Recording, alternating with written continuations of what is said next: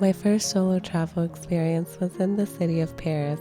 I am forever grateful I got to enjoy long walks in the dreamy city while embracing the spirit of the flâneuse. Flâneuse in French means a female observer of the metropolitan life, an urban explorer. If you end up having a long layover in Paris, I highly recommend you to explore this beautiful city as much as you can. Here are some travel tips and things I've learned from exploring downtown Paris in one day.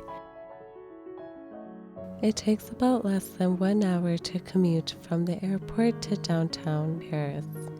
So many of the iconic landmarks are either within walking distance or easy to access via metro. If you're arriving in the CDG airport, you can head towards the downtown area by taxi or train. At the airport, there's an official taxi service station in the arrivals area. The official taxis of Paris would have the illuminated taxi sign on the roof of the taxi car. The legitimate taxi drivers will stay in the taxi lane at the airport. The real taxi drivers will not solicit. If you would like to take the train from the airport to the downtown area, you can go to the RER-B station at the CDG airport. The cost of the train ticket will depend on which metro zone you would like to get off at. Most of the famous landmarks are in Zone 1 and Zone 2. The 777-kilometer Seine River splits Paris into two halves, the right bank and the left bank. There is also a small island in the middle of the Seine River. That is where the Notre-Dame is. It's incredible how the Notre-Dame has existed since the reign of King Louis VII. The construction of the cathedral began in 1160 and it has been going through restoration as of June 2024. After viewing the Notre-Dame, I headed towards the Eiffel Tower. The Eiffel Tower was built to demonstrate the power of France, and it was built to celebrate the 100th anniversary of the French Revolution. The French Revolution ended the monarchy in France. It led to the regime of Napoleon Bonaparte, and it led to the rise of democracy in France.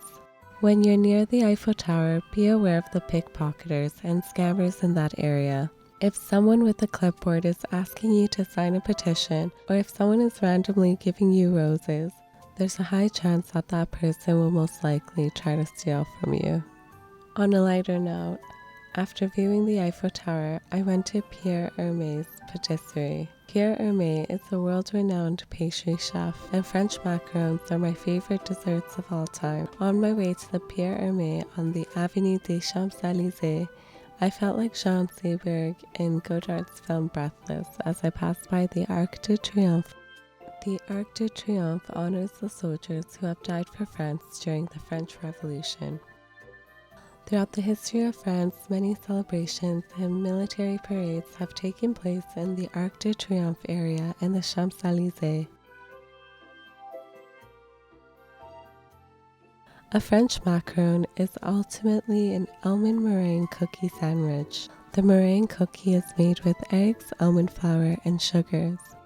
The filling tends to be made with buttercream ganache or jam. The signature macarons of Pierre Hermé include Ispahan, which consists of rose, raspberry, and lychee, mogador, which consists of milk chocolate and passion fruit, and vanilla from Madagascar. I appreciate the French government's commitment to preserving the beauty of France. In one day, you can learn so much about the history of France along the Seine River, as so many historical landmarks are located along this river. I hope you will get to make the most of your day in Paris and enjoy the city like I have.